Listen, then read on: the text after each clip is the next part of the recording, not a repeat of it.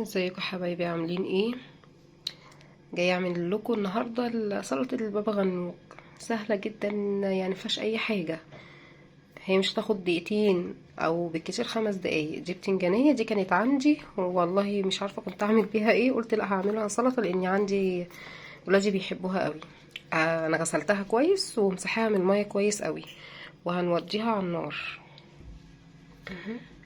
انا ما كنتش عاوزه انضف بوتاجازي عشان عارفه انا كنت شاويه عليها قبل كده اهو، بس ايه قلت اشوي دي وبعدها انضف البوتاجاز. انا ما بحبش الاول هنعلي النار، لازم يبقى عالي عليها كده. انا ما بحبش احط شياطه او احط صاجه او كده، لا انا بحب ان هي تشم النار، بيبقى ليها طعم تاني خالص. ان هي تشم النار، هي ما بتعملش حاجه، هي بتنزل لو ميه بسيطه بس كده. هنخليها يعني الجنب ده لما يستوي هنقلبها على الجنب التاني لحد ما تستوي خالص وارجع لكم تاني. انا كده قلبتها على الناحيه التانية، هي ما خدتش دقيقتين على النار، هي بسم الله ما شاء الله عشان هي خفيفه فمش مبزره، فيعني اتشوت بسرعه. خلصها بقى خالص وارجع لكم ونشوف هنحط عليها ايه. اهي كده يا جماعه استوت، اتشوت على النار اهي بالطريقه دي، بس سخنه خالص، مش هقدر اجي جنبها دلوقتي خالص. بصوا قلبها من جوه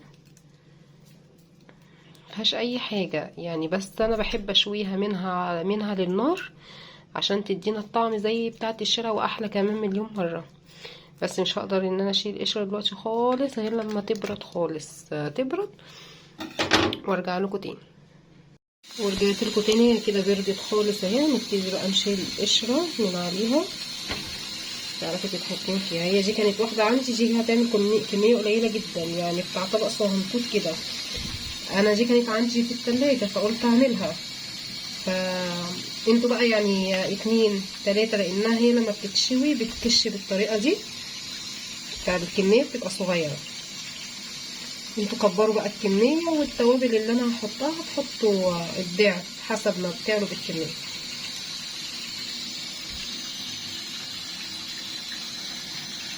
هو تقشيرها يعني بيغلب شويه بس معلش بيبقى طعمها حلو في النهايه. انا عموما بحبها جدا سلطه البابا غنوج دي وولادي. بس اهم حاجه تنقوا في البتنجان ان هو ما يكونش تقيل، ما يكونش مبزر. البتنجانيه تلاقوها خفيفه على قد ما تقدروا وانتوا شايلينها.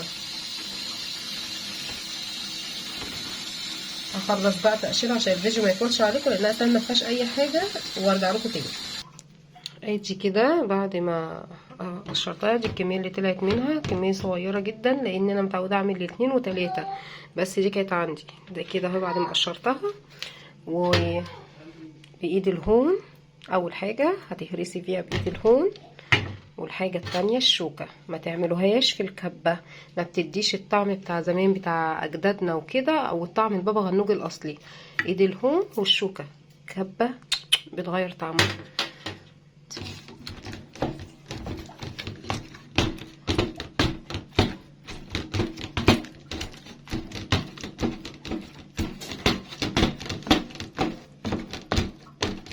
هي لوحدها عامله زي الزبده، مش محتاجه اي حاجه. ما تحطي بقى عليها الطحينه والتوابل شويه. بس بنصحكم يا جماعه بلاش فلفل اسود، بيسودها. انا ما بحب الفلفل الاسود في كل حاجه، بس في السلطه دي بيسودها متبقاش حلوه. وبلاش تضربوها في الكبه او في الخلاط، بتغير الطعم خالص. لا مش هيبقى بابا غنوج زي بتاع زمان. انا بعملها لكم بنفس الطريقه اللي والدتي وجدتي بيعملوا بيها.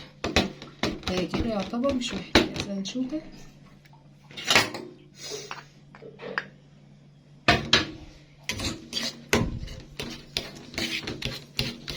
هي اتهرست اهي منها في قلبيها. هنحط عليها، هي طلعت صغيره.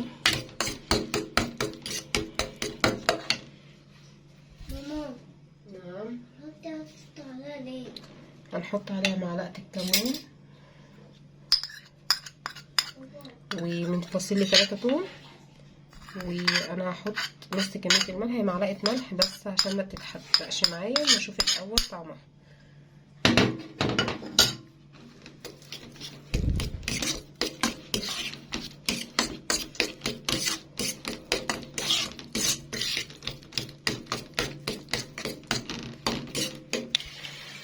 وهنحط مع يعني بتاع نص ليمونه، لاني انا الكميه مش كبيره،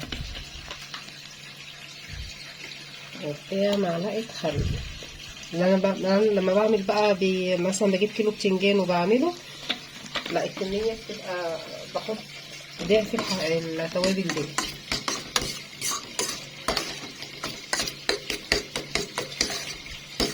كده فاضل الطحينه.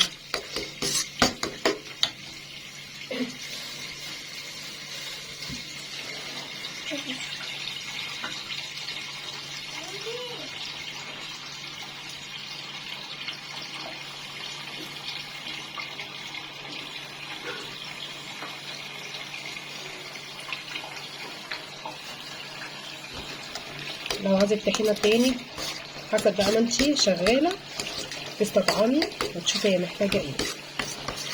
كمقادير في عمل سلطه البابا غنوج، التيست انتي ده اللي بتدوقيه، انا ما اقدرش اقولك عليه. انا مش متوفر عندي بقدونس، بس انا بحب احط فيها جدا البقدونس، بيبقى طعمها جميل جدا، بيديله برضو يعزز من النكهه بتاعتها.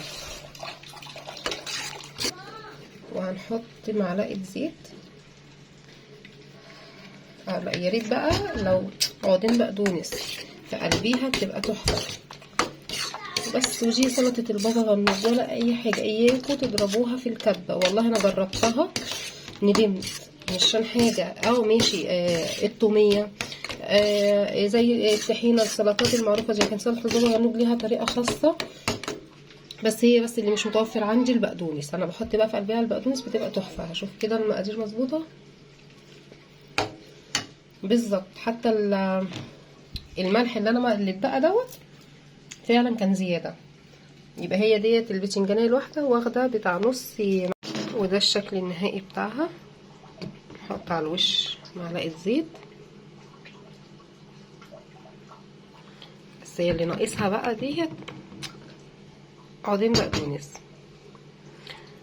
يا رب تكون عجبتكم وجربوها، والله مش هتندموا، وسهله مفيش اي حاجه. انت هتحطوا البتنجانيه تغسلوها كويس وتنشفوها من الميه عشان ما تفرقعش معاكم، وتحطوها على العين على طول، مش بتعمل حاجه، بتنزل بس ميه بسيط. انت لو بوتاجازك نضيف بعد ما تخلصيها بحته نص بله كده على طول البوتاجاز هيبقى زي الفل.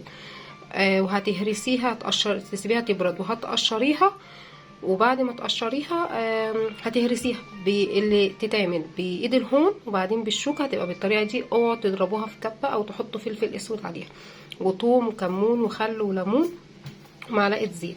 لو في بقدونس هيعزز من طعمها. بس هي كده طعمها تحفه، وبالف هنا وشفا. لو عجبتكم متنسوش اللايك والشير وتدعموا قناتي. باي باي.